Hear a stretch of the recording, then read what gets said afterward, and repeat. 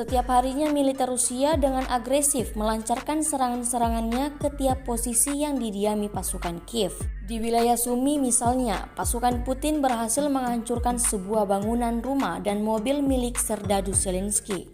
Rekamannya ramai beredar di media sosial Telegram pada Rabu 29 Mei 2024. Awal rekaman nampak potret sebuah rumah yang terekam dari kejauhan. Di sana juga terlihat prajurit Ukraina lalu lalang di area rumah tersebut. Namun petaka datang buat prajurit Ukraina berakhir nahas. Benar saja hanya dalam beberapa waktu serangan pertama langsung menerjang rumah tersebut. Serangan kedua UAV Rusia menghantam sebuah mobil yang berisikan prajurit Ukraina. Hasilnya terjadi ledakan hebat akibat hantaman drone seperti yang terlihat dalam rekaman.